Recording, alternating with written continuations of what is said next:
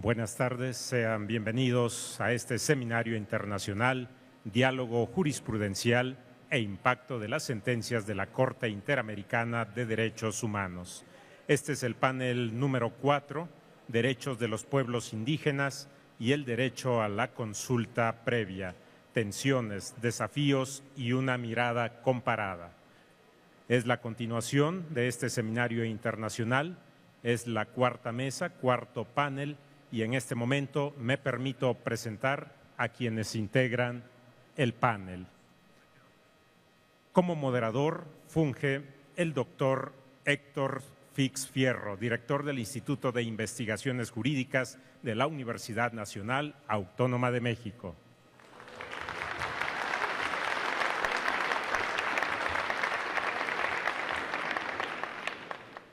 Participan el juez Humberto Antonio Sierra Porto, integrante de la Corte Interamericana de Derechos Humanos.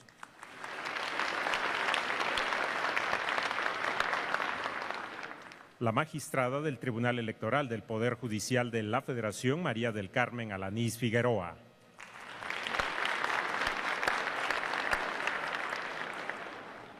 El magistrado del Poder Judicial de la Federación, Pablo Monroy Gómez.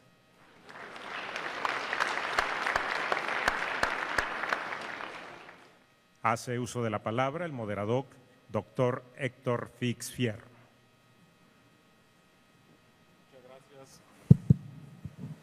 Muchas gracias, muy buenas tardes.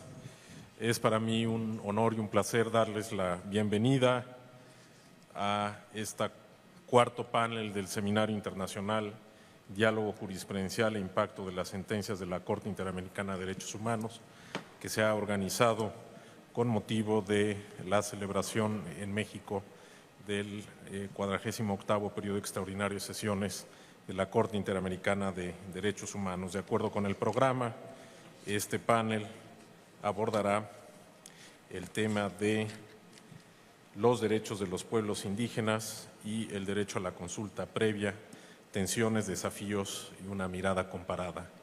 Ya se ha hecho la presentación de quienes integran esta mesa como expositores, de manera que para hacer el mejor uso del tiempo yo daré la palabra a cada uno de ellos, no sin antes hacer una brevísima semblanza curricular.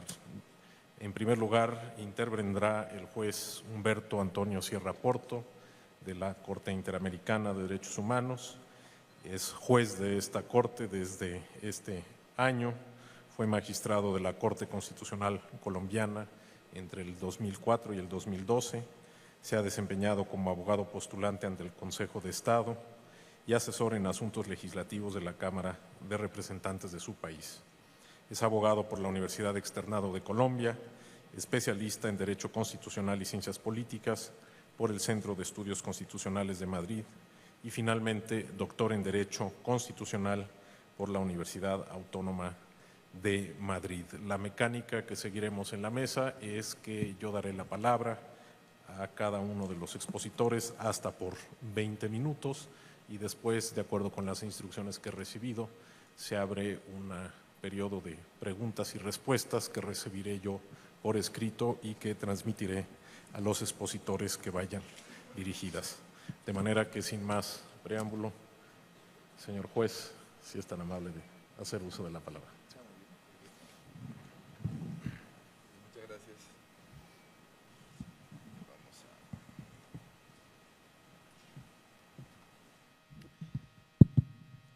Bien, quiero que me descuenten de mis 20 minutos simplemente este espacio que quiero dedicar para agradecer la hospitalidad, el tratamiento que nos han dado en México todas las autoridades, la Presidencia de la República, la Corte Suprema, o la Suprema Corte, perdón, pero no solamente la Suprema Corte, el Tribunal Electoral, todas las autoridades en la UNAM, quien también fuimos recibidos.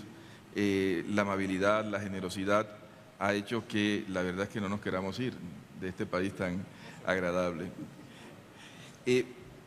Me corresponde intervenir para hacer una serie de reflexiones sobre el tema de los derechos de los indígenas, con una mención sobre el trabajo que ha hecho la Corte Interamericana pero también con el propósito de hacer referencia a algunas de las perspectivas de desarrollo, algunos de los retos que se nos presenta en materia jurídica y en los distintos aspectos que se relacionan con la temática de los derechos de los indígenas en el futuro próximo. Entonces, digamos que lo que vamos a hacer es una primera reflexión inicial sobre la teoría, sobre las distintas dimensiones que abarca la problemática de los derechos de los indígenas.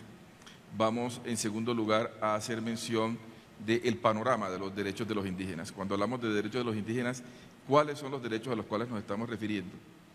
En tercer lugar, haré mención a la jurisprudencia de la Corte, las distintas sentencias que se han producido y cuáles han sido los principales tópicos de desarrollo de la jurisprudencia. Y finalmente me referiré a unas conclusiones que vendrían a ser esas reflexiones de futuro en materia de derechos de los indígenas. No sé si la presentación puede salir en este momento en la pantalla. Sí, muy bien. En primer lugar, digamos que tenemos que tener presente que la problemática de lo indígena tiene una complejidad que se explica en buena parte por la imposibilidad de trabajarla únicamente como un problema jurídico. Cuando nosotros hablamos en materia de teoría general del derecho, y eso lo sabemos todos los abogados, todo tema, toda institución jurídica siempre es indispensable para poder comprenderla de manera integral, analizarla desde tres perspectivas. Es la famosa teoría tridimensional del derecho.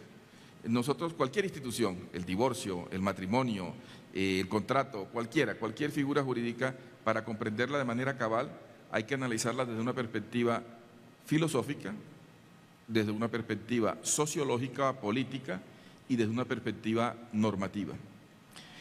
Digamos, hagamos de cuenta que nosotros hacemos un círculo y en el círculo colocamos una pirámide. La pirámide la vamos a pintar de tres colores: amarillo, azul y rojo, los colores de mi bandera. Los que están en un sitio dirán, esta es un triángulo amarillo. Los otros dicen, no, es un triángulo rojo. Los otros no, es un triángulo azul. No, es medio azul y medio amarillo. Dependiendo de la perspectiva que asumamos, así veremos una parte de la realidad. Las instituciones jurídicas, para ser comprendidas integralmente, es necesario analizarlas desde las tres perspectivas que acabo de mencionar. La perspectiva filosófica, la razón de ser, por qué, para qué, las preguntas esenciales, una lógica especulativa, un énfasis en los fines últimos, en las causas primeras, es necesario para comprender esta figura. ¿Para qué es esta institución? ¿A dónde va? ¿Qué es lo que se persigue con esta figura? La perspectiva sociológica, la relación que tiene el derecho con los hechos. La perspectiva sociológica apunta a la eficacia de la disposición. ¿Se cumple? ¿No se cumple? ¿Cuál es el grado de relación que tiene con la realidad? El énfasis en los hechos. El método, esencialmente la perspectiva de la observación, estadísticas,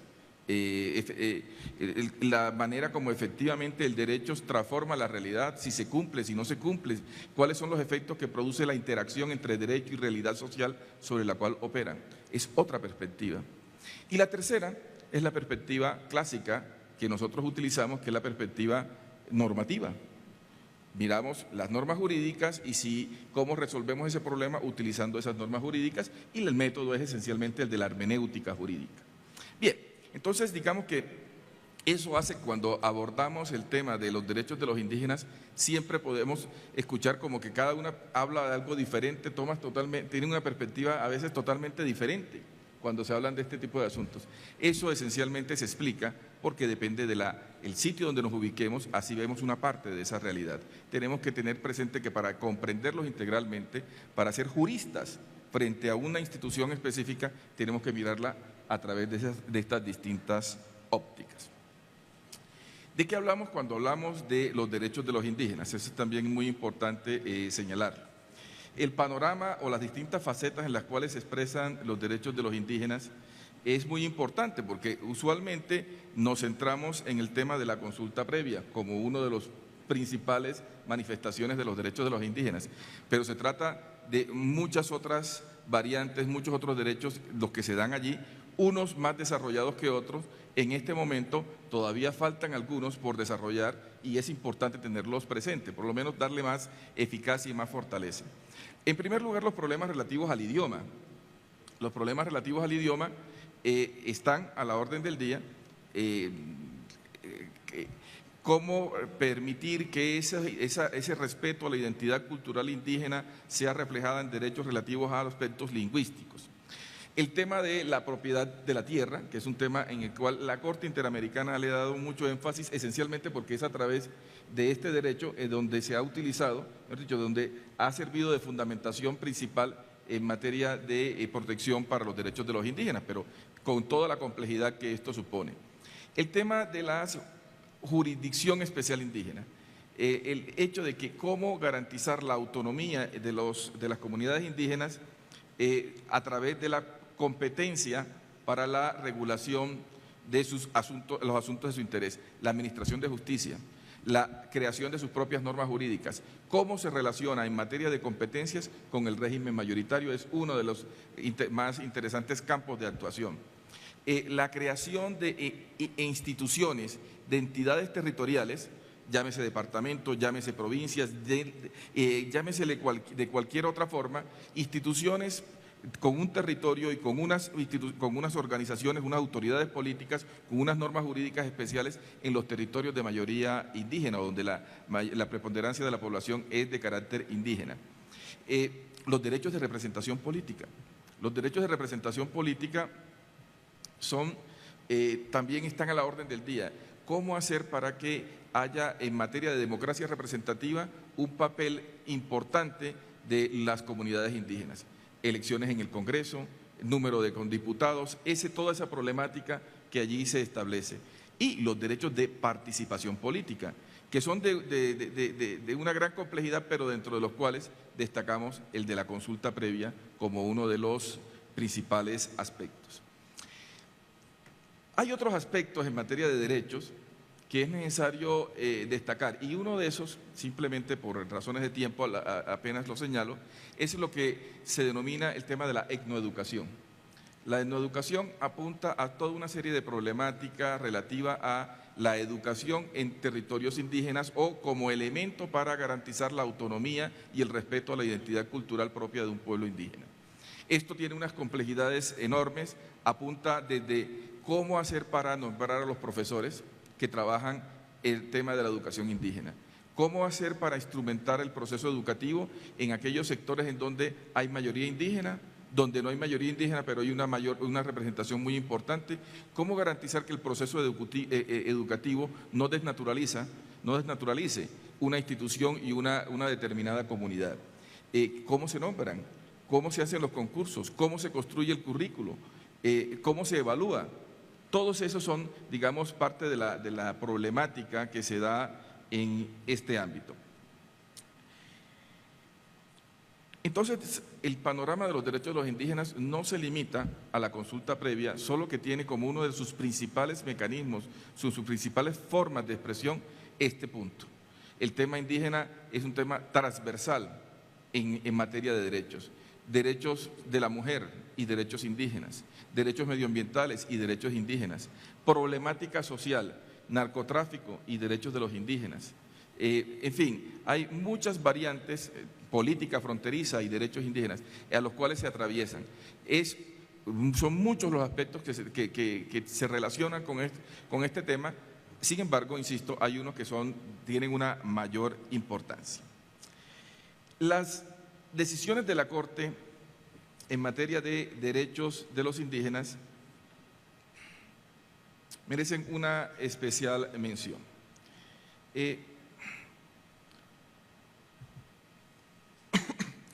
La Corte sobre estos temas se ha pronunciado en numerosas sentencias, aproximadamente 18 sentencias en las cuales la Corte ha mencionado y ha tenido como sujetos de especial protección o que ha tenido mención a temas relativos a derechos de los indígenas. Sin embargo, de esas 18 sentencias, que aquí hago la relación, simplemente se las coloco, no vamos a enumerarlas todas y cada una de ellas, Muchas de ellas, unas aparecen resaltadas aquí, las que aparecen resaltadas, son las que específicamente hacen mención a la problemática de los derechos de los indígenas. Es decir, hay sentencias en las cuales se hablan de desaparición forzosa y una de las personas que se ven afectadas son una persona de una comunidad indígena, por ejemplo, pero no es el centro de atención de la sentencia el desarrollo de los derechos de los indígenas. De las 18, hay 8 que son las sentencias que nos han servido de elemento de identificación para hacer las líneas jurisprudenciales, que son estas que aparecen en esta ilustración. A veces, vamos a ver si, no, este programa no llega tanto. Muy bien.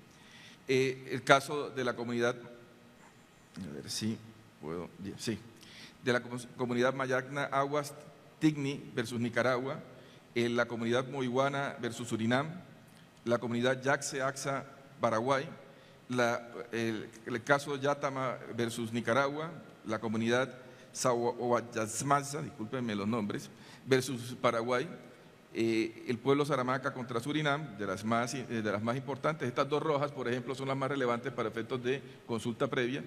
Comunidad Sapmoc Caset versus Paraguay y el pueblo indígena Quichua de Sarayaco. Insisto, el de Sarayaco y el de Saramaca, tal vez de las más representativas en materia de consulta previa. Bien, no hay oportunidad de entrar en detalle sobre cada una de ellas, pero sí, digamos, lo esencial. Lo esencial es cuáles son los derechos de la Convención que se han utilizado para efectos de la protección de los derechos de los indígenas. Esencialmente son los que ahí aparecen señalados: la propiedad privada, artículo 21, los derechos de participación política, la identidad cultural y las garantías judiciales son las normas de la Convención que han servido de fundamento, parámetro para la protección de los derechos de los indígenas. La temática ha sido muy variada, sin embargo tendríamos que centrarnos, para efectos de destacar los aspectos más importantes, lo relativo a la propiedad colectiva, la jurisprudencia sobre el carácter colectivo, la personalidad jurídica de las comunidades indígenas y las consecuencias procesales y en materia de derechos que este punto ha tenido, el derecho a la vida digna, también el desarrollo jurisprudencial de la vida digna para efectos de sujetos de especial protección y de comunidades de carácter minoritario han sido muy relevantes para este tema, y también lo relativo a el derecho a la identidad cultural. En materia de propiedad colectiva, lo que ha hecho la Corte ha sido utilizar el artículo 21, que esencialmente se refiere a la propiedad privada, y ha entendido que las regulaciones garantistas que se establecen en esta norma también se aplican a la propiedad colectiva propia de las comunidades indígenas en los casos en los que este es el mecanismo que ellos utilizan. Lo clave en este punto está relacionado con lo relativo a el siguiente punto, que es la protección de las comunidades indígenas como sujetos colectivos. La lógica de entender que las comunidades indígenas como sujeto colectivo significa que no solamente se debe proteger los derechos de un indígena de manera individual, sino que cada uno de ellos puede solicitar la defensa de sus derechos colectivos, puede representar la comunidad para efectos de una eventual vulneración de derechos. Digamos que de una manera muy escueta podríamos señalar que esta línea jurisprudencial lo que ha hecho es entender a los derechos de los indígenas como una especie de derechos de tercera generación. Un derecho que pueden ser titulares, personas individualmente consideradas, colectividades, la comunidad nacional e incluso la comunidad internacional pueden ser titulares, pero también se puede exigir a personas individualmente consideradas, a sujetos, a colectividades, a un Estado en particular e incluso eventualmente a la comunidad internacional. Esa lógica muy interesante propia de los derechos de tercera generación, en unas variantes, es también la que aquí se ha señalado. Otro aspecto también muy importante en la jurisprudencia de la Corte en materia de propiedad privada es el famoso test de restricción a la propiedad privada.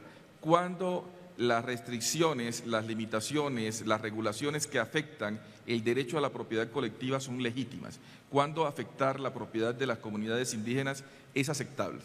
Para eso, pues, se ha establecido una lógica de argumentación, de aproximación argumental para determinar la validez en casos concretos de normas o de conductas que afectan a los intereses de las comunidades, que es ese famoso test en el cual hay una serie de etapas, una especie de criterio de proporcionalidad de las leyes que regulan estos aspectos, que se trate de leyes que hayan sido previamente establecidas y en ley, que sean necesarias, que sean proporcionales, que tengan el fin de lograr un objetivo legítimo en esa sociedad democrática y sobre todo, como último elemento, que independientemente de esos elementos anteriores, con la decisión no se elimine la comunidad, no deje de existir esta comunidad. Bien, existen otros aspectos dentro de esos tópicos. El tema de la vida digna también ha sido objeto de mucha regulación, de desarrollo a través de nuestra jurisprudencia. El concepto del derecho a la vida incluye el concepto de la vida digna. Y la vida digna de las comunidades indígenas puede verse afectada cuando se desconocen elementos constitutivos de su identidad cultural, de su historia, del medio ambiente que es indispensable para que ellos puedan tener un determinado estilo de vida. Entonces también ha sido un fundamento de especial interés. Bien, ¿hacia dónde vamos en materia de derechos indígenas? En este breve y telegráfico panorama sobre este punto. Digamos que sobre este tema en particular quiero hacer las siguientes reflexiones. La primera, lo vamos a ver más adelante, pero desde ya lo adelantamos. La consulta previa. La consulta previa plantea un gran reto y un gran problema. El problema de la consulta previa es esencialmente que la existencia del procedimiento genera un efecto erosionador de la identidad cultural indígena per se, independientemente de que sea exitoso o no. El hecho de que haya el trámite de la consulta previa supone una serie de problemas que hacen que, aunque una consulta previa no sea exitosa, es decir, a pesar de que una comunidad no acepte la realización de una obra, no acepte la intervención en su territorio, a pesar de que se dé este tipo de circunstancias, puede dar lugar a una erosión de sus derechos y de una manera muy importante. ¿Qué es lo que puede suceder? Cuando se hacen proyectos, macroproyectos, proyectos de explotación de hidrocarburos, por ejemplo, o que suponen la utilización de carreteras o cualquier otra actividad que se quiera desarrollar y que afecte elementos esenciales dentro de la comunidad indígena, ese tipo de proyectos están acompañados de una gran inversión de dinero para efectos de realizar la consulta previa. Consulta previa supone en muchas ocasiones traer a las distintas poblaciones dispersas a un centro para poder tener el contacto. Supone en muchas ocasiones entregarles dinero para que puedan mantenerse en el centro mientras se realiza esa actividad. Supone darles cursos de capacitación en materia de hidrocarburos. Hubo algún caso en el cual se formó en elementos básicos de ingeniería a la población indígena para que comprendieran en qué consistía un determinado proyecto. Ese tipo de contacto, ese tipo de interacción supone, aunque la comunidad no esté de acuerdo, supone una transformación, un importante efecto en el estilo de vida ordinario y tradicional que se presentaba en la comunidad. Entonces, el efecto perverso de que a lo largo del tiempo los procesos de consulta previa puedan terminar erosionando de manera significativa esa identidad cultural que se pretende respetar. Es un factor bastante limitante esa circunstancia. La otra idea en materia de evolución de los derechos de los indígenas es resaltar lo que decíamos ahora de la perspectiva filosófica. ¿Para qué son los derechos de los indígenas? ¿Qué es lo que queremos proteger cuando hablamos de garantía de los derechos de los indígenas? Digamos que hay distintas alternativas teleológicas para comprender el derecho y para comprender la razón de ser de este tipo de normativa. Una primera es entender la identidad indígena, su cultura, la cosmovisión, tienen que ser protegidas con un propósito de conservación. Tratar de impedir que se contamine con los desarrollos que se puedan dar por fuera de esta comunidad. Tratar de preservar la identidad y la forma de ser indígena y que no sea alterada por efectos internos, por interacciones con la comunidad, con el mercado. La otra es entender que no, es imposible evitar que se produzcan transformaciones en la actualidad. Lo que hay que lograr con la protección de los derechos indígenas es la mejor garantía, el mayor nivel de ventajas para esta comunidad, mayor nivel de vida, mejores condiciones económicas, mejores condiciones de vida clásica, pero efectivamente como va a ser imposible evitar la transformación, que sean las mejores condiciones. Y una tercera, que es como siempre en el derecho, la tercera alternativa, la interacción, lograr en la medida de lo posible un respeto por esa identidad, proteger esos elementos típicos tradicionales de comportamiento inveterado que permiten la identidad y al mismo tiempo garantizar unos elementos de beneficio. Como pueden ver, esto es lo esencial, tratar de ponernos de acuerdo sobre para qué es, cuál es la lógica de los derechos de los indígenas. Eso determina el alcance de la protección del derecho. Y culmino simplemente mencionando dos aspectos, ya que se me está acabando el tiempo. Ya veo al doctor Fix amenazando. En materia de fuentes del derecho, la naturaleza de las conductas, la naturaleza de los derechos de los indígenas, el carácter peculiar, propio, casuístico, sui generis, hace que en materia jurídica no sea el derecho positivo de carácter lógico, racional, el mecanismo más adecuado para resolver este tipo de dificultades. Hacer leyes generales en materia de consulta previa, leyes que resuelvan de manera integral con una lógica racional, es muy difícil por la diversidad de derechos al interior de un país de este tipo de comunidades. La jurisprudencia se convierte necesariamente en la principal fuente del derecho, en una fuente principal, esencial para responder este tipo de asuntos. Y en ese sentido, en el caso de la jurisprudencia de la Corte Interamericana hay que señalar un elemento. Es la jurisprudencia, más que tratados de carácter general, los que pueden ser el elemento esencial para resolver este tipo de asuntos. Sin embargo, el tema del margen de configuración nacional encuentra su principal escollo en este tipo de aspectos. Porque no es lo mismo el derecho de los indígenas en Colombia, donde es el 2% de la población colombiana, 2-3%, que lo que puede hacer en México, que ¿cuánto es? 12-15, y cuando uno suma el número en México es elevadísimo, o lo que pueda suceder en Bolivia. Entonces, ¿hasta qué punto creación de estándares es indispensable, pero no se puede llegar a un nivel de desarrollo muy puntual? Bien, entonces digamos que esas serían las observaciones, las problemáticas que se nos están dando. El problema que tenemos de que es el protagonismo de la jurisprudencia el que tiene que darse y que hay un carácter bastante limitado en lo que se trata de derecho positivo. En fin, los derechos de los indígenas se muestran como un elemento paradigmático de los principales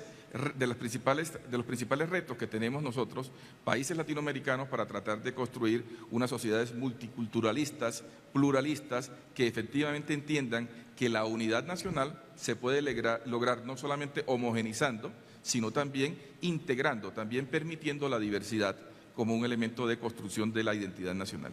Muchísimas gracias.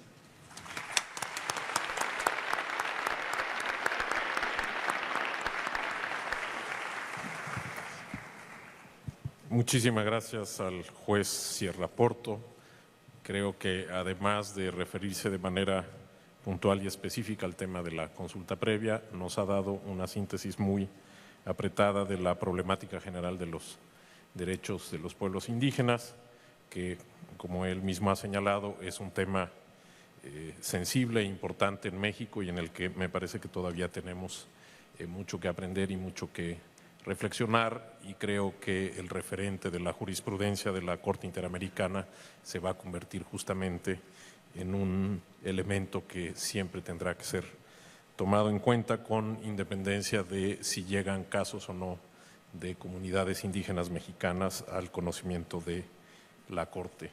Bien, yo quisiera subrayar la gran expectativa que ha despertado este seminario. Bueno, por un lado, las sesiones de la Corte aquí en México y el seminario, que se refleja pues no solo en el numeroso público que está en esta sala, sino quienes están siguiendo esta mesa en otras partes del edificio y a través del canal Judicial de la Suprema Corte de Justicia de la Nación.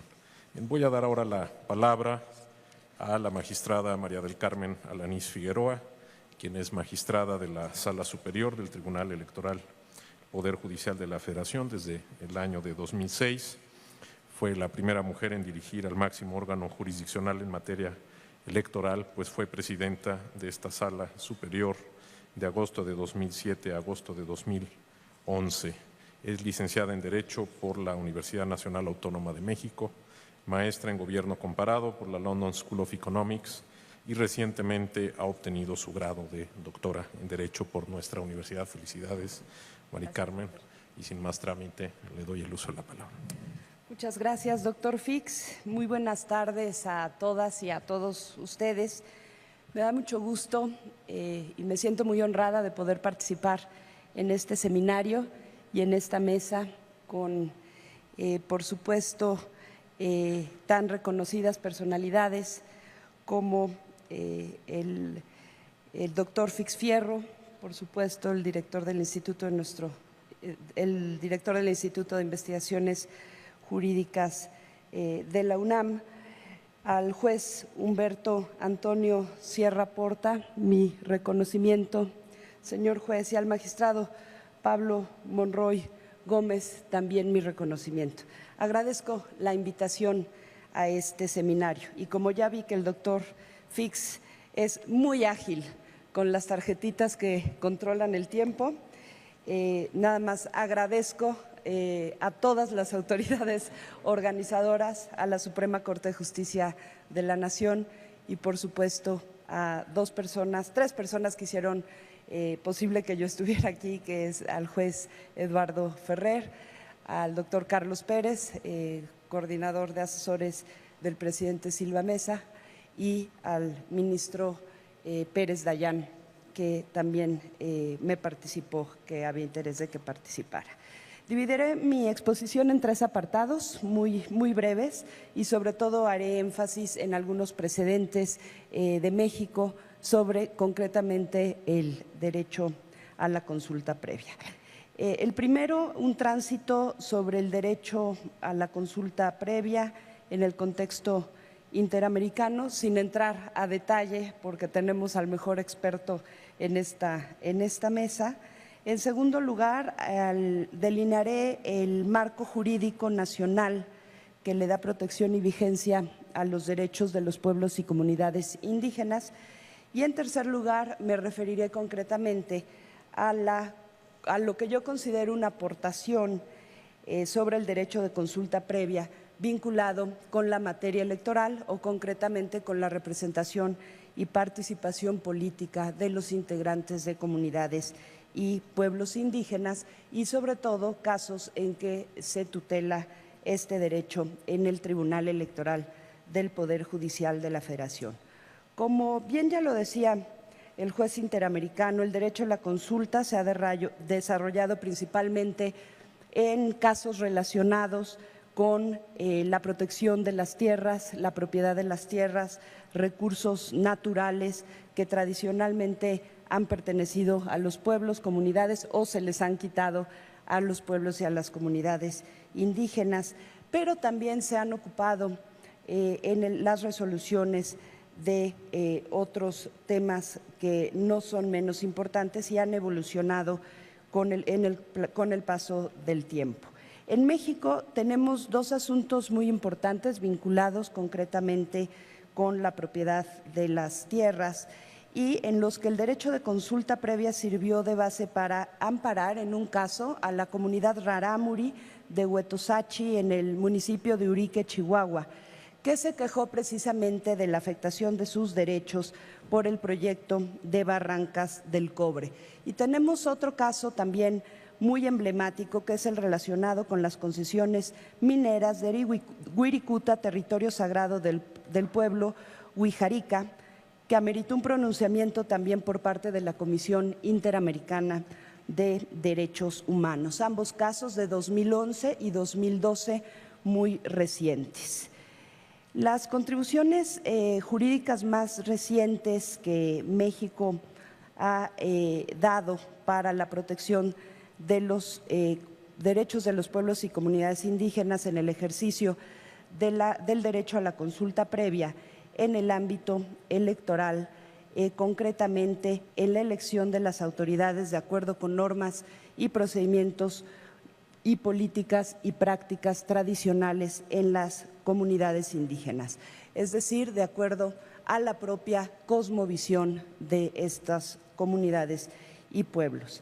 Para explicar esta perspectiva, desde mi punto de vista novedosa del derecho a la consulta previa en la vertiente electoral, resulta también necesario que tengamos claridad sobre la evolución o las diferentes etapas de la evolución de los derechos de los pueblos y comunidades indígenas en México y también el marco jurídico nacional e internacional. El tema indígena ha sido regulado por nuestros ordenamientos constitucionales y legales, y yo me atrevería a hacer una clasificación en 3 etapas en nuestro país.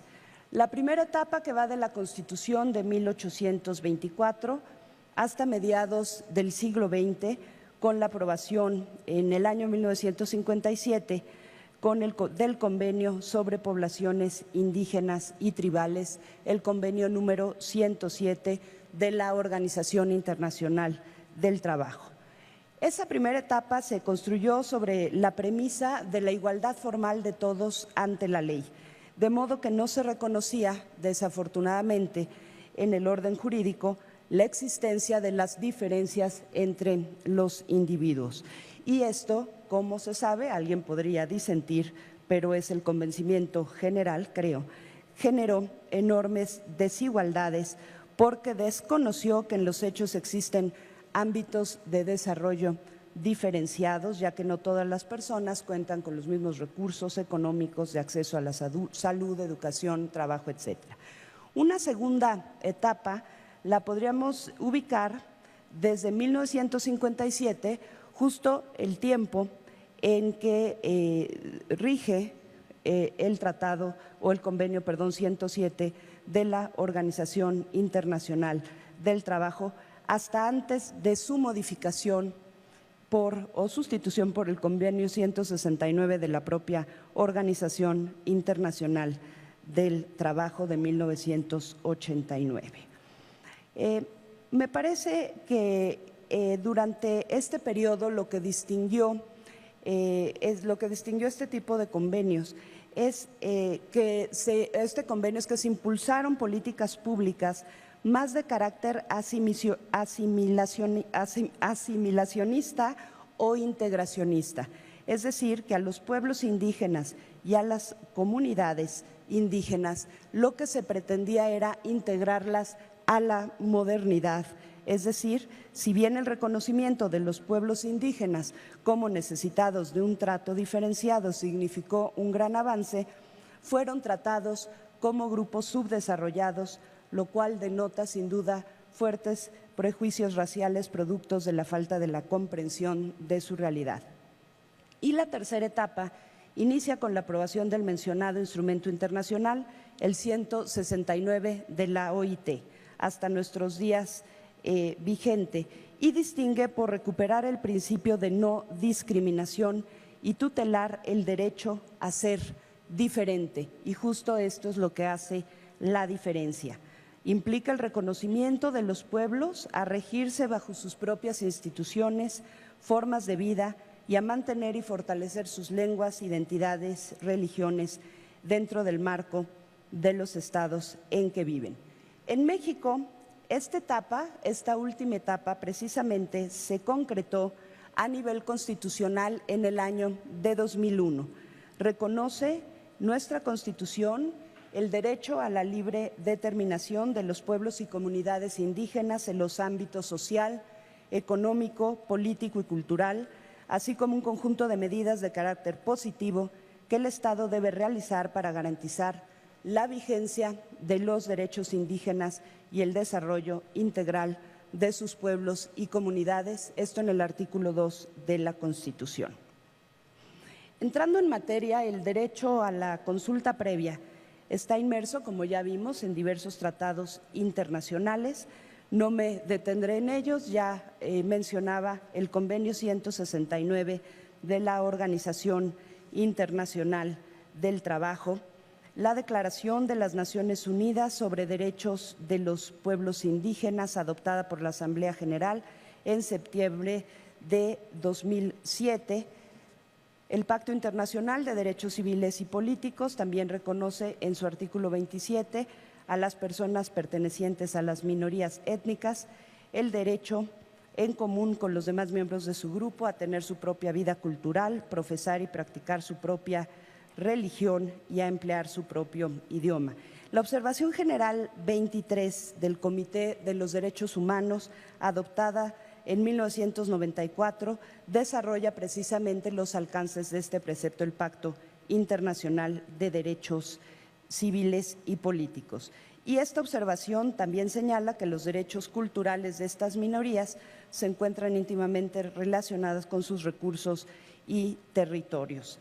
En el ámbito interamericano, obviamente, la Asamblea General de la Organización de los Estados Americanos encargó a un grupo de trabajo la elaboración de un proyecto de Declaración Americana de los Pueblos Indígenas. Desde el 27 de febrero del 97, la Comisión Interamericana aprobó en su sesión correspondiente al 95 periodo el proyecto de Declaración Americana.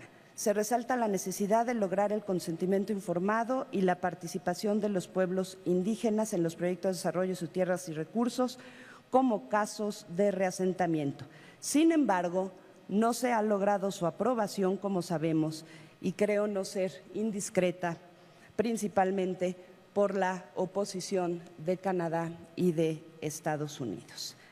Como ya señalaba el artículo 2 constitucional, y regresamos al terreno nacional, específicamente en el apartado A, reconoce el derecho a la libre determinación y la autonomía de los pueblos y comunidades indígenas. El apartado B establece un conjunto de medidas de carácter positivo que tienen como finalidad garantizar la igualdad material de los indígenas y la vigencia de sus derechos y el desarrollo integral de sus pueblos y comunidades. Y dispone que las políticas públicas de la Federación, de los estados y de los municipios deben de ser diseñadas y operadas conjuntamente con ellos. Una dimensión de consulta interesante está contenida precisamente en la fracción 9 del apartado B del artículo 2 de la Constitución, que dispone que en la elaboración del Plan Nacional de Desarrollo, así como de los estatales y municipales, se deberá consultar a los pueblos indígenas e incorporar las recomendaciones y propuestas que realicen. Y me parece que poco nos detenemos en este derecho a la consulta a los pueblos y comunidades indígenas, porque se les involucra en uno de los procesos más importantes de la planeación nacional. La Constitución reconoce expresamente el derecho a la consulta previa, especialmente en el ámbito administrativo, lo cual también se fortalece a la luz de los tratados internacionales.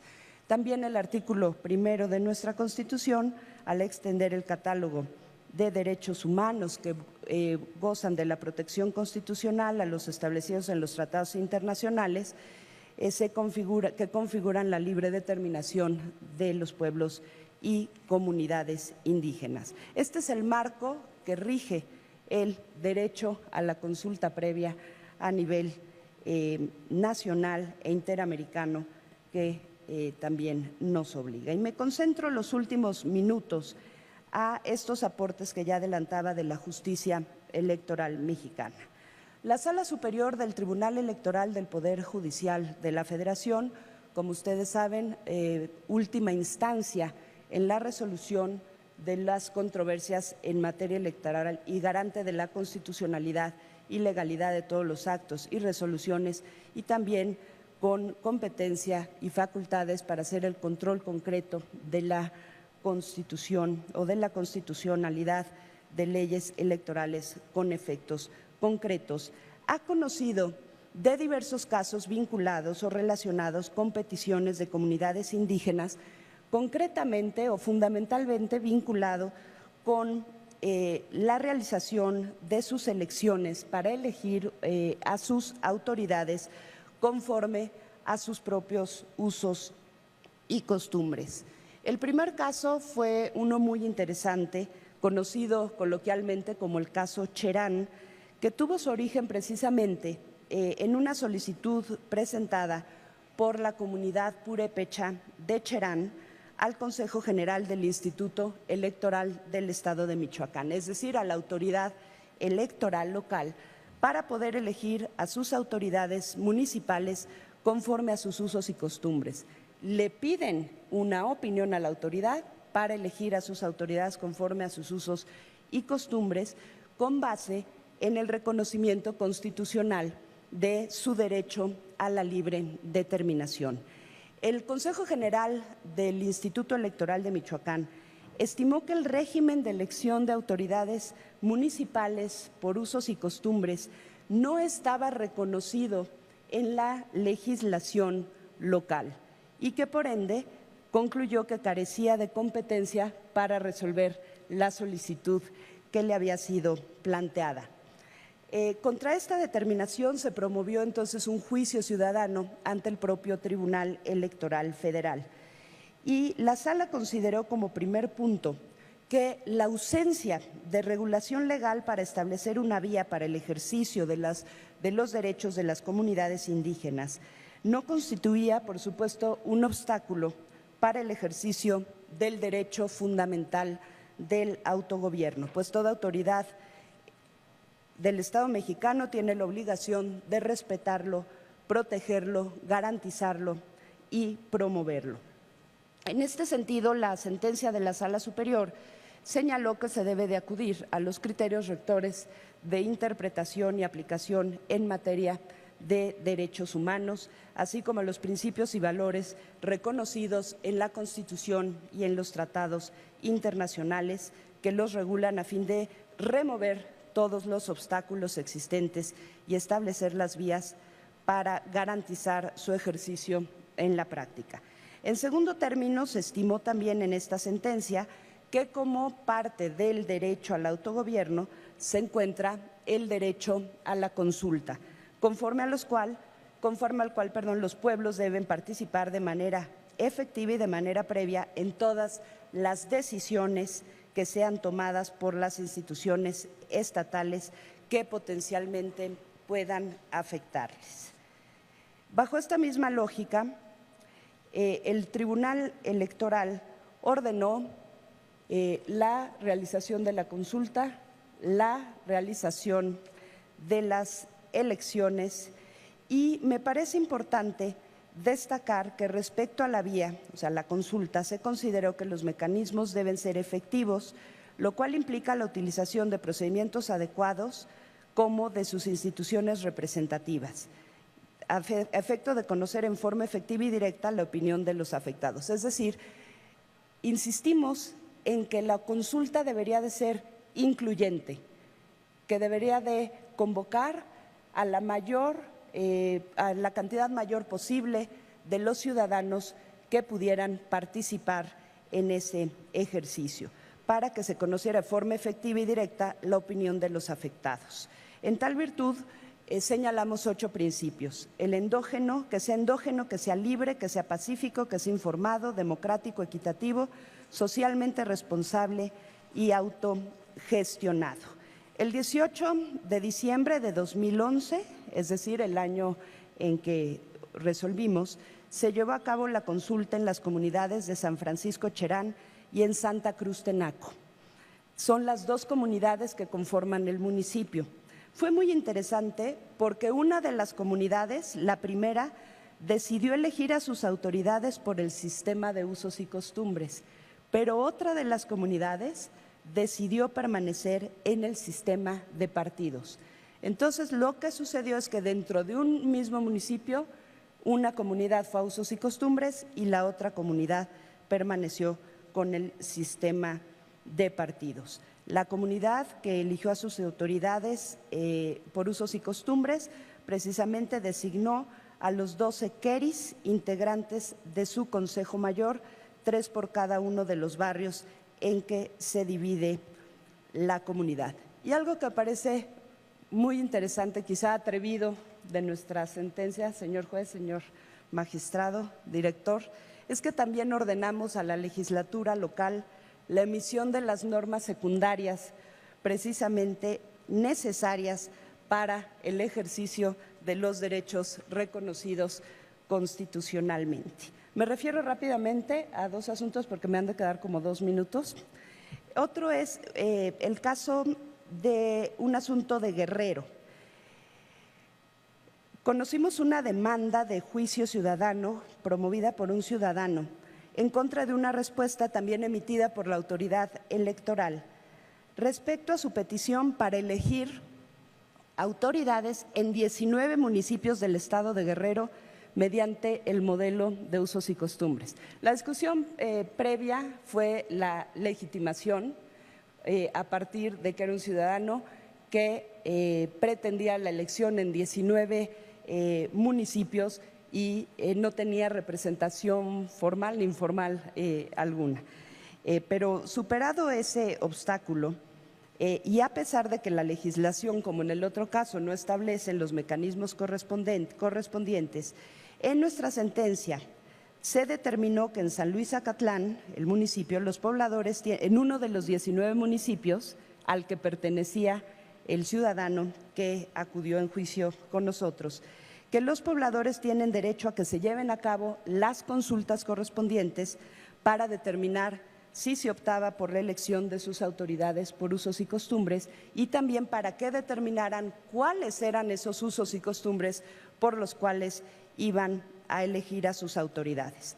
Se ordenó al Consejo Electoral que dispusiera las medidas necesarias para también llevar a cabo la conciliación pertinente y las consultas directamente con los miembros de las comunidades indígenas referidas y determine si la mayoría de las comunidades deseaba ir a la elección por usos y costumbres. Actualmente el Consejo General del Instituto de Guerrero trabaja en las medidas preparatorias para celebrar las elecciones en el 2015 en el municipio de San Luis Acatlán. Me parece que estos diversos precedentes de la Sala Superior son muy relevantes porque también toman en cuenta y consideran aquellos casos de conflictos al interior de una comunidad y vinculamos a las autoridades electorales a realizar las consultas y a llegarse los elementos e investigar in situ las condiciones sociales y políticas de la comunidad. Lo que estamos haciendo es tutelar, una tutela efectiva de los derechos políticos electorales de sus miembros para realizar las elecciones conforme al derecho consuetudinario. Tenemos otro caso que nada más lo menciono para que quien les interese, que es el caso de Tanetse de Zaragoza, en el distrito Villa Alta de Oaxaca, en donde se rigen por usos y costumbres, pero durante 4 años no habían tenido elecciones de sus autoridades. Y el Congreso del Estado resolvía simplemente que no había condiciones para llevar a cabo esas elecciones. Ciudadanos de dicho municipio llegaron al tribunal o presentaron en el tribunal, ante el Tribunal Electoral juicios ciudadanos y lo que resolvimos es que es totalmente ajena a las costumbres de la comunidad la subsistencia de una situación prolongada de tener un administrador municipal y no los concejales que elegían ellos mismos y que la autoridad electoral no había obrado diligentemente al limitarse al concluir la falta de condiciones para la celebración de las elecciones. El criterio de derecho a la consulta fue citado precisamente por la Corte Interamericana de Derechos Humanos, en este caso, en el caso del pueblo indígena quichua de Saracayú versus Ecuador, resuelto en junio del 2012, y es el caso al que se refería el día de hoy por la mañana el presidente García Sayán. Es decir, también está involucrada la conciliación.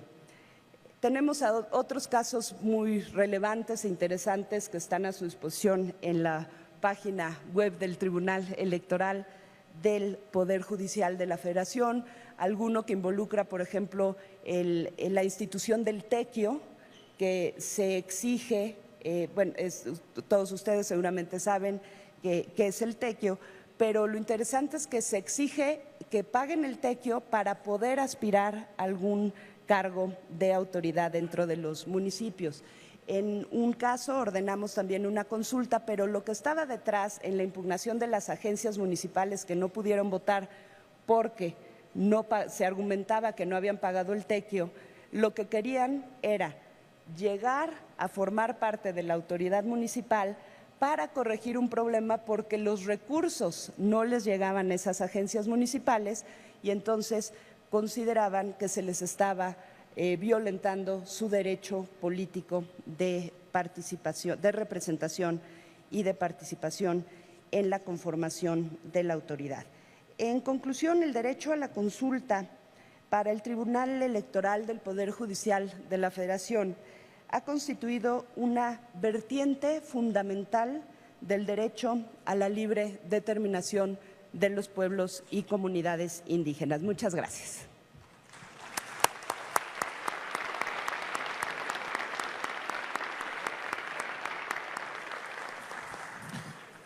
Muchas gracias, magistrada Alanís. Creo que nos ha ilustrado muy puntualmente de estos desarrollos de los derechos de los pueblos indígenas en materia electoral. Yo creo que cuando se aprobó la reforma constitucional del año 2001, casi nadie pensó que al final una vertiente de los derechos de los pueblos indígenas iba a incidir en lo electoral con una gran diversidad de cuestiones, y este es un efecto de haber reconocido, de haber incorporado al orden jurídico nacional el sistema de elecciones por usos y costumbres, lo cual implica que se involucren en última instancia las máximas autoridades jurisdiccionales del país en la materia. Bien, voy a dar la palabra a nuestro último expositor, el magistrado Pablo Monroy Gómez, quien es licenciado en Derecho por la Universidad Nacional Autónoma de México, cuenta con una especialidad en Derecho Ambiental por la Universidad de Salamanca, en España. Es maestro en Derechos Humanos y Democracia por la Facultad Latinoamericana de Ciencias Sociales, con sede en México. Es servidor público por 28 años del Poder Judicial de la Federación, donde actualmente desempeña la función de magistrado de circuito. Es autor de diversos artículos en materia de derecho indígena. Señor magistrado, si está bien.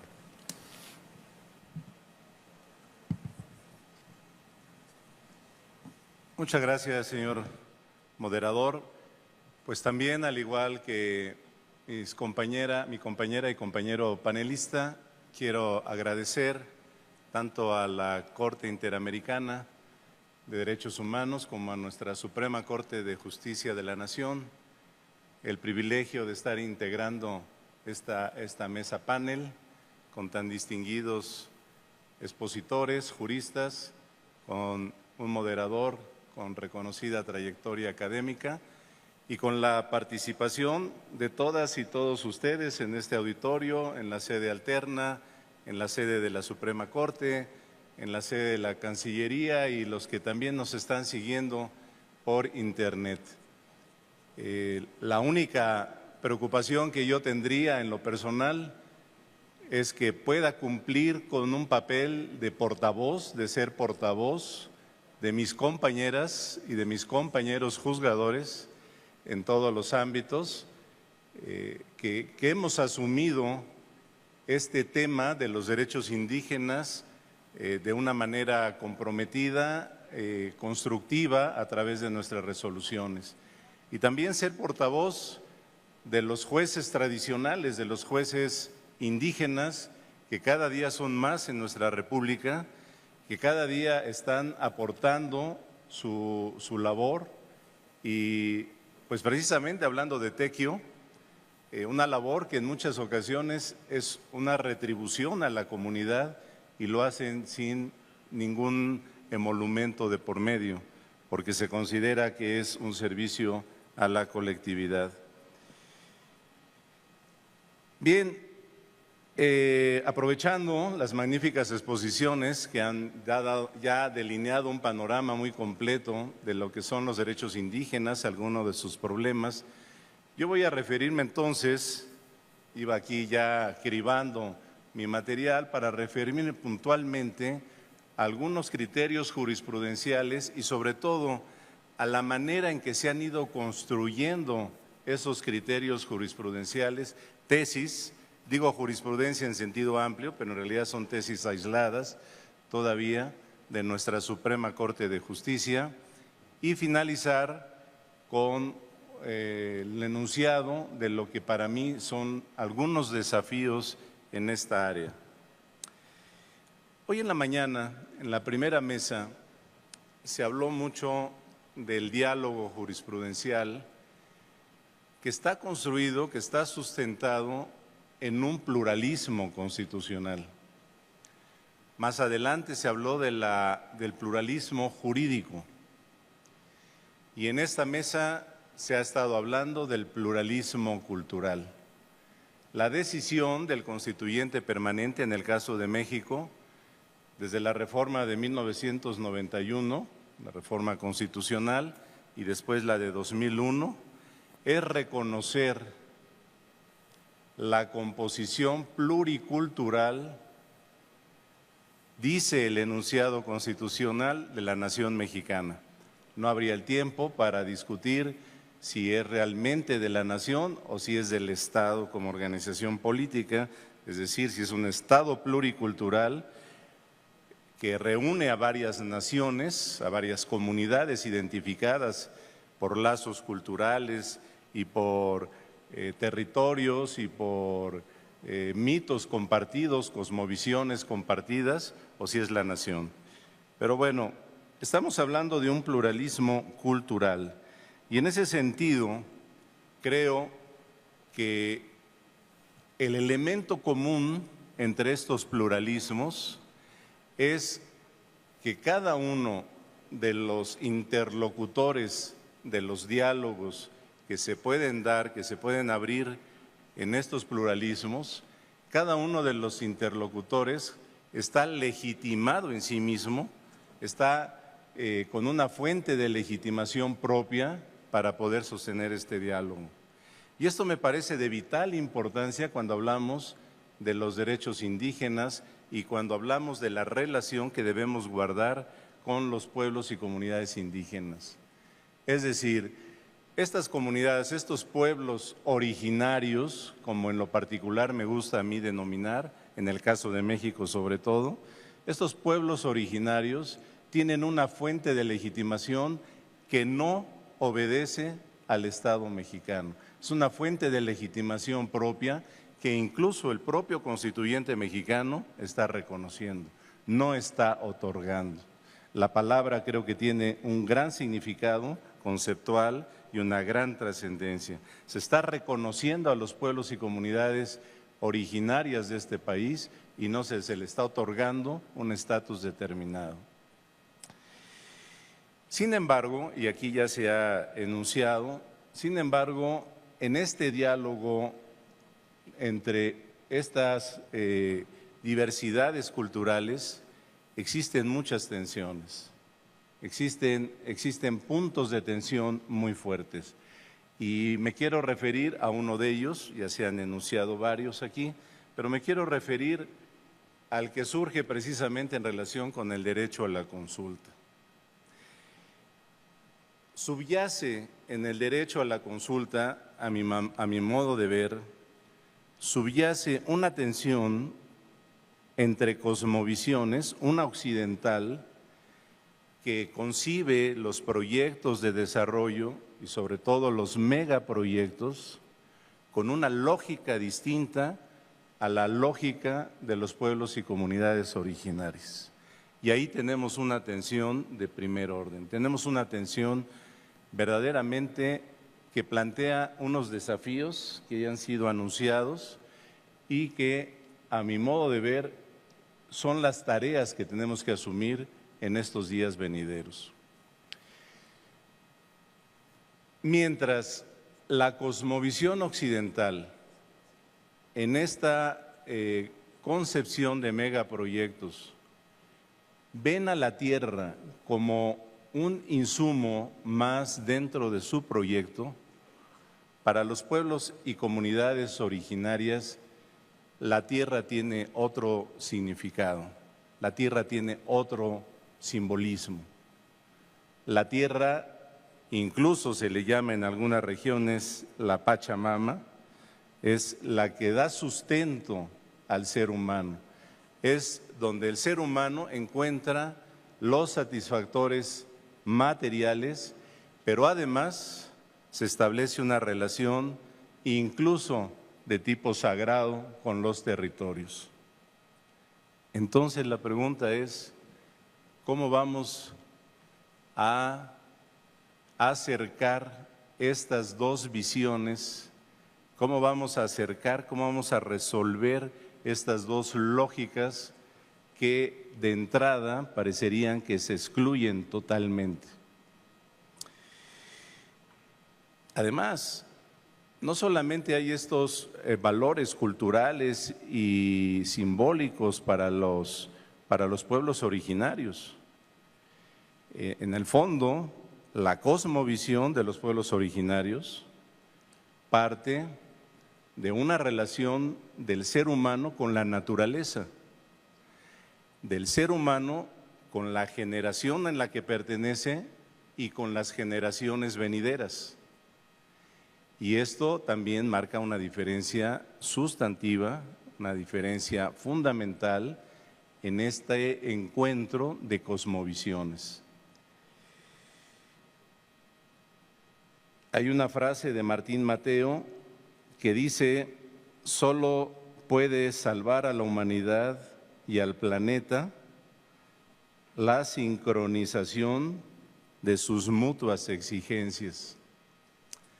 Si no somos capaces de medir, de valorar el impacto que tiene sobre el medio ambiente cierto tipo de proyectos o ciertos elementos de los proyectos, no solamente estaríamos afectando a poblaciones y comunidades originarias que estén en las inmediaciones de los proyectos, sino también está en juego el propio devenir de la humanidad.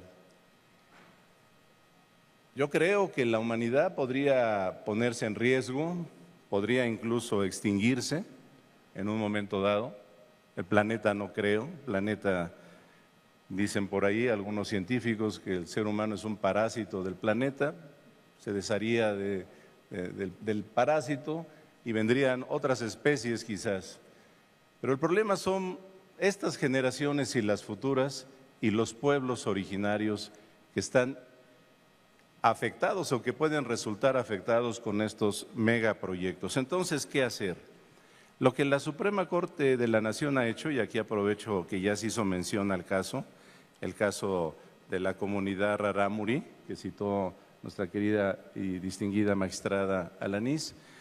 Quiero citar la tesis, y bueno, la construcción de la resolución y la tesis que se originó de este asunto, porque me parece que es muy interesante. La construcción de la resolución, en el caso de, es una comunidad rarámuri, la comunidad Itosachi, que pertenece está en un territorio que se llama Madroño, que pertenece al pueblo tarahumara.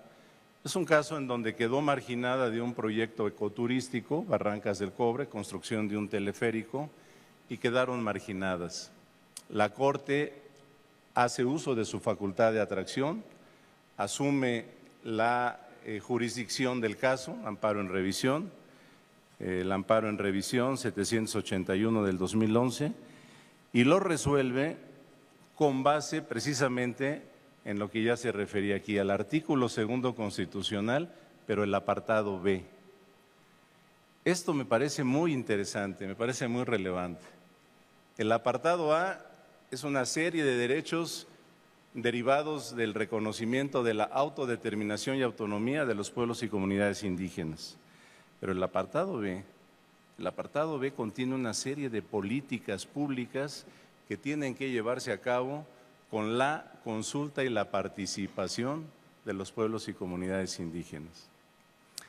Y esto abre el tema de la exigibilidad y, en su caso, justiciabilidad de los derechos sociales, económicos y culturales. Este es un tema extraordinario. Esos derechos que se consideraron programáticos hasta hace muy poco tiempo y que ahora se consideran plenamente exigibles y justiciables, y que se ha derrumbado de una vez por todas el mito de que son derechos caros, de que son derechos muy onerosos, que no pueden ser llevados a cabo. Para eso tenemos el principio de progresividad, que es el que rige a los derechos humanos, entre otros. Y a veces los derechos civiles y políticos son tan caros o más caros que los derechos económicos, sociales y culturales. Acabado ese mito, y ya en el contexto de la exigibilidad y justiciabilidad, la Corte construye su resolución y presenta esta tesis, sostiene esta tesis en su resolución. La omisión de crear el Consejo Consultivo Regional a que se refiere el decreto tal publicado en el Periódico Oficial de Chihuahua viola los principios de legalidad y los de participación y consulta reconocidos en favor de aquellas. El otro asunto al que me quiero referir es el asunto del pueblo yaqui, del pueblo de Bicam en Sonora, afectado con la construcción del acueducto Constitución, allá en el estado de Chihuahua, digo de Sonora, ahora estamos en Sonora. Antes de eso, yo quisiera referirme a buenas prácticas y malas prácticas dentro de la consulta. Tenemos el dato de un proyecto bastante extenso, el proyecto eoloeléctrico del corredor eólico del Istmo de Tehuantepec. Como ustedes saben, el Istmo de Tehuantepec es esa franja angosta de nuestra República, una zona en donde se cruzan los vientos, incluso se llama la ventosa en esa región, y aprovechando ese paso de los vientos, se decide un proyecto de tipo eólico para la generación de energía verde, energía no tan contaminante. Visto así, el proyecto no tendría ninguna objeción. Sin embargo, ya bajando al detalle, bajando al punto fino, pues el proyecto ha sido cuestionado por una serie de organizaciones de pueblos y comunidades originarias del Istmo de Tehuantepec por varias razones, pero resumiendo, dado lo acotado del tiempo del que disponemos, es que en ese proyecto no se está tomando en cuenta el beneficio para los pueblos y comunidades cercanas al proyecto. Vean ustedes nada más estas cifras. Según datos de la Asociación Mexicana de Energía Eólica, hasta el año 2014, de los 28 parques construidos o proyectados, 3 de ellos pertenecerían a la Comisión Federal de Electricidad, 5 a empresas privadas nacionales, 3 serían mixtos y 17 corresponderían a empresas extranjeras de capital privado. El problema no termina ahí. El problema es que de todas estas empresas dedicadas, la mayoría de ellos le va a dar el servicio, el abastecimiento de energía a empresas privadas que están invirtiendo en los proyectos. Luego entonces, lo que se podría esperar es que esa energía verde no va a satisfacer, no va a hacer partícipe a las comunidades y pueblos originarios de sus ventajas, sino que estarían destinados a las propias empresas privadas. Yo creo que en este sentido no podemos apoyar posiciones fundamentalistas de que no se hicieran proyectos de desarrollo, de que hubiera una oposición de por sí a priori a los megaproyectos, pero sí a través de la consulta y de la participación de los pueblos y comunidades originarias, estar pendientes de que los beneficios, primero de que no vieran los perjuicios que pusieran en riesgo a la comunidad, segundo, de que los beneficios también alcanzaran a las comunidades y los pueblos originarios de manera preponderante. Las tesis que surgieron en el asunto del pueblo yaqui también son muy interesantes.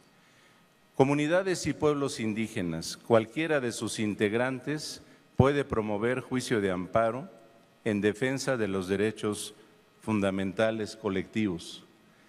Aquí ya la Corte se hace eco de toda esta reforma que hemos vivido en materia constitucional y de derechos humanos y reconoce la posibilidad, la legitimación de cualquier persona que pertenezca a un pueblo o comunidad para promover un juicio de amparo, que es el medio de defensa, uno de los medios de defensa más utilizados en favor de los derechos humanos.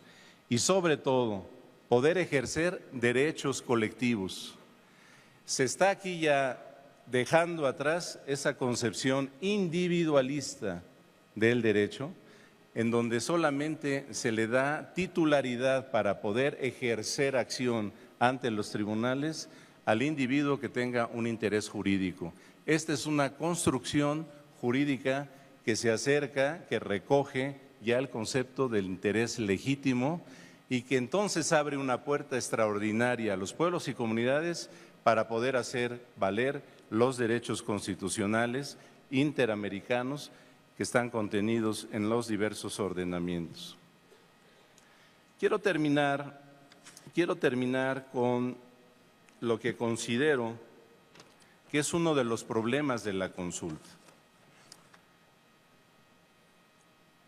¿Cuáles son los efectos de la consulta? ¿Cuáles son sus alcances? ¿Qué sucede si se lleva a cabo la consulta ahora con el pueblo yaqui? Y el pueblo yaqui dice, no estamos de acuerdo en que se desvíen las aguas para ese acueducto que va a surtir a la ciudad de Hermosillo. No estamos de acuerdo. Si la consulta tiene el efecto de paralizar la obra, la consulta al pueblo que diga no estamos de acuerdo con la obra, ¿tendría ese efecto? En la propia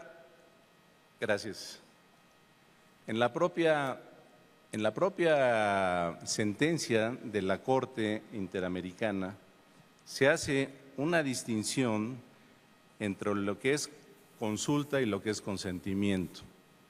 Y ahí creo yo que tenemos un tema muy importante que tenemos que afinar y tenemos que construir y a ver qué va a hacer la Corte cuando revise el cumplimiento de la sentencia. Ahorita el cumplimiento de la sentencia va en la instrumentación de la consulta. O sea, una consulta que no se hizo, se ordenó que se haga, pero ¿qué pasa si el pueblo? Creo yo que en esto, y no me dejarán mentir, y si no me corrigen por favor, creo que en esto hay dos posiciones. Que tratándose de un megaproyecto, de una considerable obra, la consulta no tendría el efecto de que el pueblo o comunidades originarias estén, si no están de acuerdo, se pare el megaproyecto.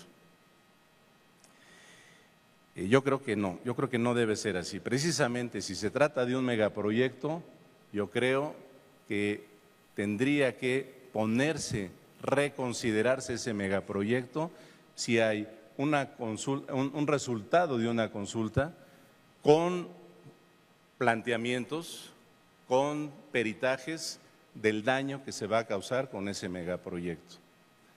El otro criterio es, si la obra no tiene las dimensiones de un megaproyecto, entonces, aunque el pueblo o comunidad originaria se resista, se puede llevar a cabo la obra. Estos son los problemas que se van a presentar en el futuro inmediato en relación con la consulta.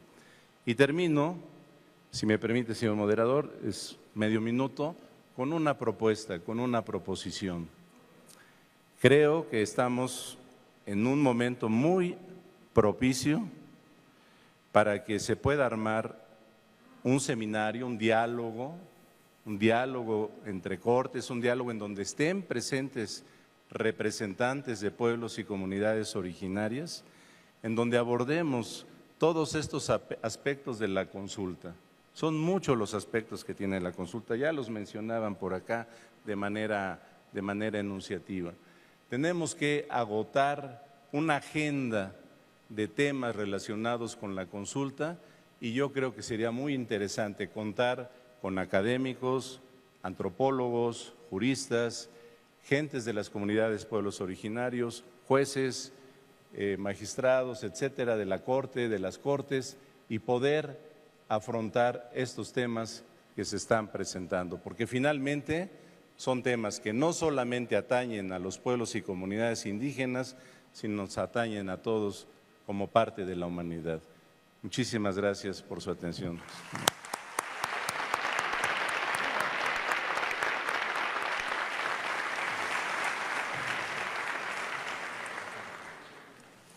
Muchísimas gracias, señor magistrado.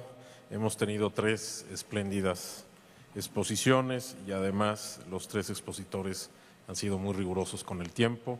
Ustedes habrán visto que los organizadores no me pasaron tarjetitas rojas, no había necesidad, de manera que tenemos ahora unos pocos minutos para la sesión de preguntas y respuestas. Ya han llegado algunas preguntas y entonces yo daría la palabra por 3 minutos a cada expositor para contestar las preguntas o hacer algún comentario adicional que crean procedente en el mismo orden que tuvimos las exposiciones. Le pediría entonces al juez que dé respuesta en los términos que él considere apropiados a las preguntas que le llegaron. Por favor.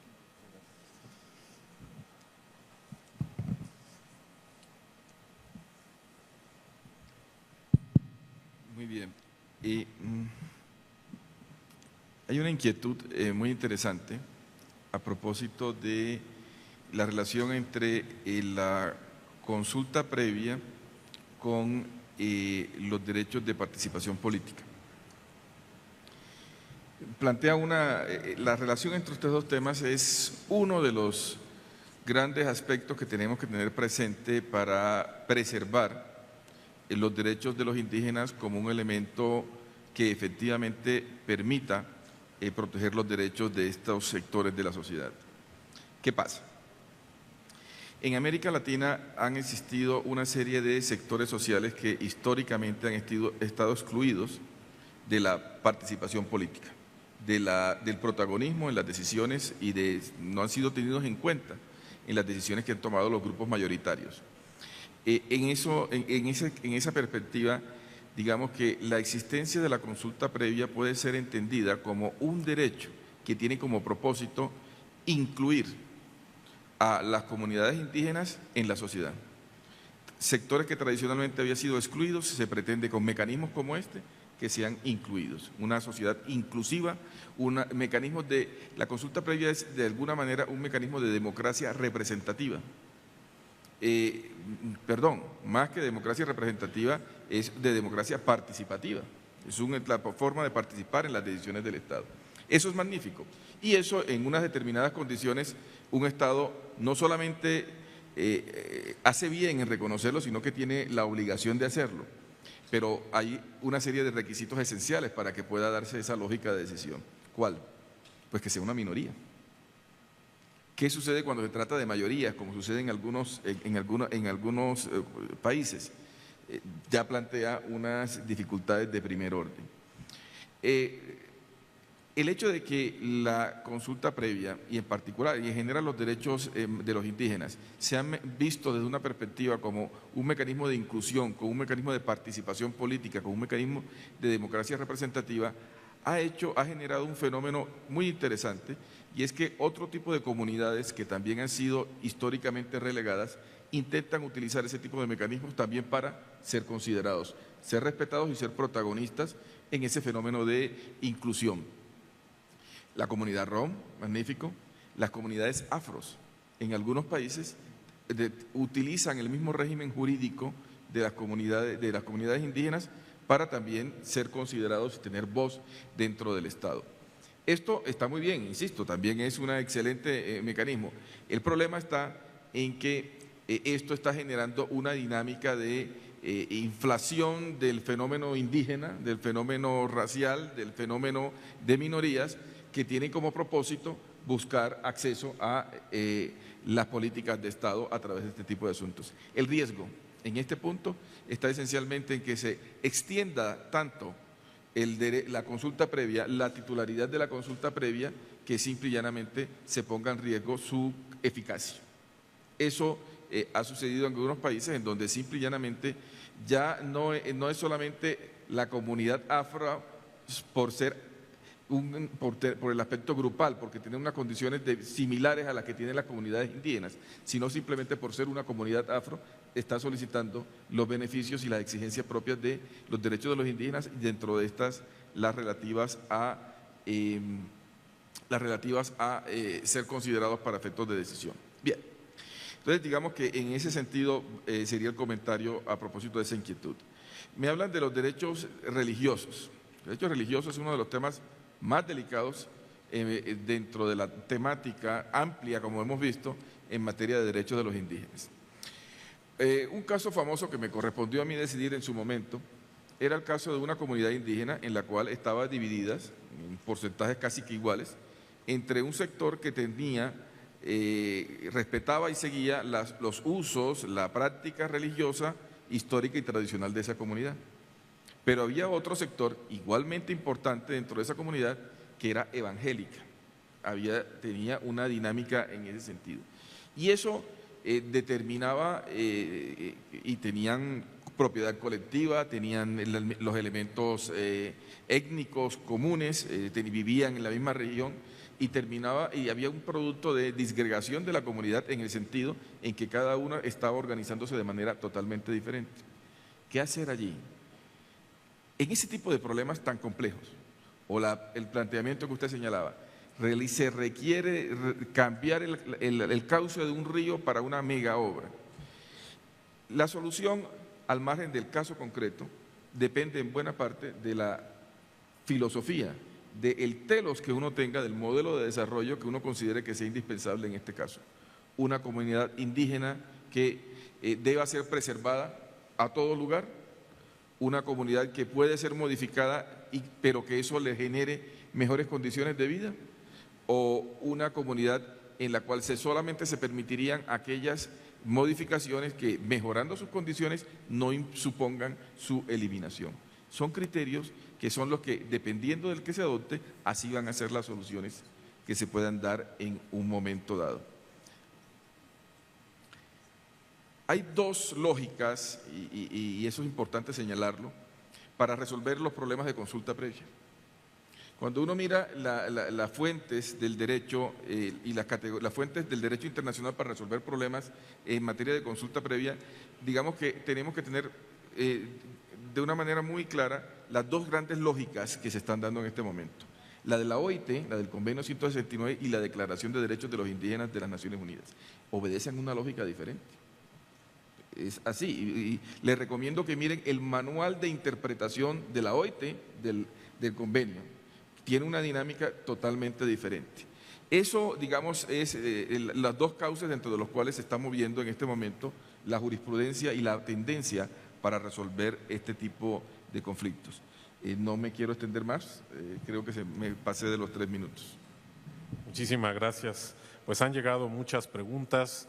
Yo pediría la comprensión de quienes se han tomado el trabajo de hacerlas llegar, que no se podrán contestar todas, pero yo las voy a pasar a los expositores y quizá a través del correo electrónico que están proporcionando pudiera establecerse algún diálogo con los expositores. Entonces, estas las voy a pasar también al juez y estas pido que se las pase al magistrado. Daría yo la palabra ahora sí por unas intervenciones muy breves, a la magistrada Lanís y después al magistrado Monroy. Gracias, doctor Fix, y muchas gracias a quienes hacen estas preguntas. Son varias y sobre muy distintos temas. Trataré de dar una respuesta global, pero estoy a sus órdenes de manera personal para abundar sobre los temas que les interesan. Retomando la eficacia de la consulta previa en los casos contenciosos que ha resuelto el Tribunal Electoral, a mí me parece, en primer lugar, que debemos destacar en estos casos particulares que involucran a ciudadanos de pueblos y comunidades indígenas o colectivamente a la propia comunidad indígena, que son ellos los que a partir de un conflicto interno, a partir también de los usos y costumbres que rigen la vida política de sus comunidades, han decidido acudir a un tribunal para que, conforme a sus usos y costumbres, resuelva el conflicto de la selección de sus autoridades. Pero nosotros, para juzgar con esta perspectiva intercultural, tenemos que allegarnos de todos los elementos que nos permitan conocer, en primer lugar, en su cosmovisión, cuáles son esos usos y costumbres por los que rigen a sus autoridades. Y tratar de entenderlos. Lo último que podemos hacer es imponer decisiones que se alejen de esas prácticas consuetudinarias que, lejos de resolver el problema, estaríamos agravándolo, y más en un tema que involucra la elección de su autoridad. Nosotros, o hablo por mí en lo personal, he visto la consulta previa también, o he interpretado la eficacia, la utilidad también de una consulta previa. Por supuesto, es el derecho de las personas de que se les consulten sobre qué es lo que quieren en su cosmovisión, pero para el juzgador también es una herramienta para conocer sus normas, sus prácticas ancestrales. Y en este terreno de la definición o de la conciliación que impulsamos para que logren designar a sus autoridades, me parece que justo el papel que juega la conciliación desde para la posibilidad de llevar a cabo la consulta, como para el caso de que la comunidad o los ciudadanos de esa comunidad hayan optado para ir a una elección de sus autoridades por usos y costumbres, también la conciliación para llevar a cabo el ejercicio democrático, para aceptar los resultados y para integrar la autoridad. Entonces, yo veo en la consulta previa, además, fundamentalmente es el derecho de las personas a que se les consulte sobre alguna determinación que puede afectarlo en la esfera de sus derechos. Pero como juzgadores, además, conocemos, porque muchas veces llegan los casos sin que nosotros conozcamos cuáles son esas prácticas ancestrales o usos y costumbres por las que eligen a sus autoridades, en este caso en particular, y la eficacia de la consulta previa para su realización es también la conciliación y para la consecución del fin que se persigue con la actuación del tribunal. Me preguntan también si han sido eficaces en los casos que ha conocido el Tribunal Electoral las consultas para llegar al cometido último, que es la elección de las autoridades. Yo les diría que sí, en términos generales ha sido eficaz. Por un lado, no repito, conocer sus prácticas, sus usos, sus costumbres, pero por otro lado también estas consultas previas han servido para identificar inclusive otro tipo de problemáticas que tengan en la comunidad y dar parte e involucrar a las autoridades competentes, como el caso que de manera muy breve esbocé, que involucraba intereses económicos o no dispersión de recursos económicos a las agencias municipales. Felizmente, en los casos en que hemos resuelto, la ejecución de la sentencia ha sido plena, salvo el caso de Guerrero, que está en curso el tema de consulta con la comunidad para definir cuáles son las formas en que van a elegir por usos y costumbres a las autoridades, porque no habían tenido elecciones por usos y costumbres, sino que están conformando un nuevo sistema normativo consuetudinario, permítanme entrecomillarlo, consuetudinario, para elegir a sus autoridades. Un último tema brevísimo, no lo puedo dejar, doctor Fix, es el tema de los derechos de las mujeres. ¿Cómo ir a una consulta para tratar de conciliar algo que es irreconciliable en aquellas comunidades que se rigen por usos y costumbres que son claramente contrarios a derecho? Me parece que aquí el tema del derecho a la consulta previa no es suficiente para explicar el problema que tenemos enfrente, el límite que los tribunales constitucionales generalmente definimos o adoptamos en nuestras sentencias frente a los usos y costumbres es que no se violen los derechos humanos, pero tenemos conocimientos de prácticas que excluyen a las mujeres de participar en actividades políticas, públicas y sobre todo en actividades que involucre el derecho de ser votadas y el derecho inclusive a votar.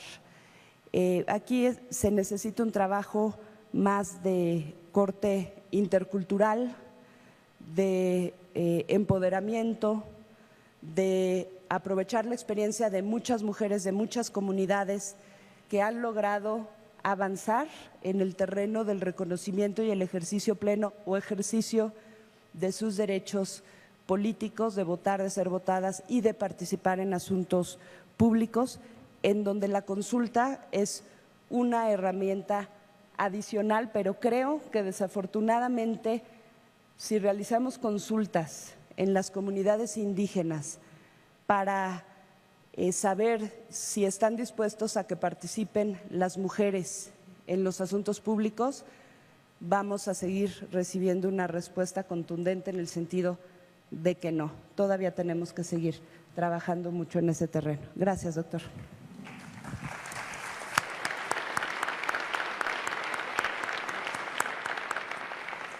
Muchas gracias, magistrada. Ya estamos sobre el tiempo. Doy unos minutos al magistrado Monroy. Gracias. Muchas gracias, doctor Fix. Bueno, una de las preguntas que me formulan es si hace falta una ley reglamentaria del artículo 2 constitucional. Bueno, en realidad, recuerden, como todos sabemos, la reforma constitucional deja precisamente ya a los estados la facultad de reglamentar el artículo 2 constitucional, de tal manera que la facultad ya está establecida. Algunos estados ya lo han hecho, otros todavía están pendientes de hacerlo.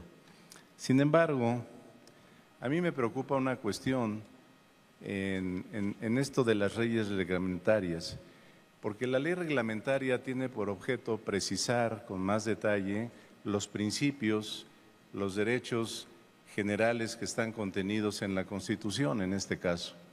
Y muchas veces ahí en la formulación del detalle es en donde, producto de una falta de diálogo intercultural, que es muy necesario, pues todavía operan muchos prejuicios, todavía operan desconocimientos sobre los pueblos y comunidades originarios.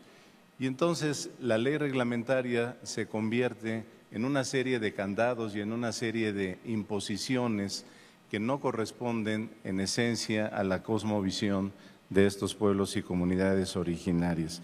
Yo sería más partidario de que se abra un periodo de intercambio, un diálogo intercultural en donde las dos partes, los integrantes de las cosmovisiones, tengan ciertas reglas, observen ciertas reglas, que ninguno de los representantes de cada cosmovisión considere a su cosmovisión como totalizante o como única. Ninguno de los dos, porque si partimos de esa concepción de que mi cultura es la única y la que debe predominar, ya no hay diálogo, se acaba el diálogo. Yo creo que el primer tema, y eso lo trabaja mucho Boaventura Santos, es reconocer que mi cultura, que mi cosmovisión está incompleta y que otras culturas me pueden ayudar a mí a completar. Y es en ese terreno intermedio entre las culturas donde podemos construir no solamente diálogos, sino procesos armónicos entre las distintas cosmovisiones. La otra pregunta que me llama la atención es en el sentido de si en las cinco resoluciones del 30 de enero de 2013, la Suprema Corte de Justicia de la Nación eliminó el derecho del indígena a tener defensor con conocimiento de lengua y cultura, derecho previsto en el artículo 2 constitucional y en la nueva ley de amparo. Ello no fue actuar en contra del pro homine. Bueno, yo desconozco estas tesis, la verdad, yo creo que están vigentes los derechos a contar con un intérprete y con un traductor. Hoy en la mañana se decía, no se han anulado, que yo sepa. Desconozco la verdad este dato, pero me alarmaría mucho y creo que no hubiera pasado desapercibido que se hubiera dado marcha atrás en esto que es un derecho mínimo, un derecho mínimo. Luz Collier en una obra narra el caso de un indígena que se va de migrante a Estados Unidos, habla una de las tantas variantes del idioma mije, no había ninguna persona que lo pudiera traducir y la persona cuando era interrogado acerca de un delito que se le imputaba, la persona sonreía porque le hablaban en un idioma que no conocía, ¿no? Que se quedaba sonriendo y tal. Y para no alargarme, las autoridades del centro de reclusión consideraron que ante esa actitud de no hablar, no contestar, de reírse cuando se le hacía alguna pregunta, lo consideraron perturbado de sus facultades mentales y estuvo sujeto a un tratamiento psiquiátrico por muchos años, hasta que un día se topó con otro recluso que sí hablaba la variante del mije y en su lengua, en su idioma, le preguntó su nombre y él dijo, no, yo no me llamo así. Yo no soy esa persona que están enjuiciando por ese delito que me estás diciendo, ni siquiera era la persona. Entonces, me parece que sería un retroceso muy grave y la verdad no creo que haya sido así. Resoluciones del 30 de enero del 2013 no creo que hayan ido, ni que se hayan dado, ni mucho menos en ese sentido.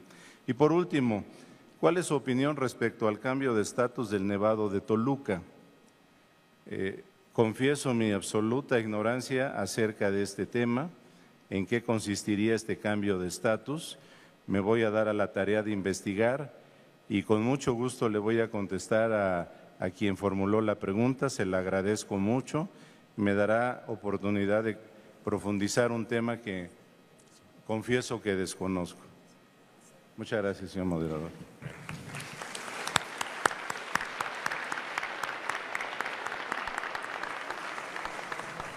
Muchísimas gracias, señor magistrado. Nuevamente, gracias por la exposición, por los conceptos. Creo que todos hemos aprendido y nos ha inducido una serie de reflexiones que estoy seguro que llevaremos cada quien a casa, a nuestros trabajos, a nuestras responsabilidades y que nos enriquecen de una manera que debemos agradecer. Por mi parte es todo. Muchas gracias por su atención. Buenas tardes.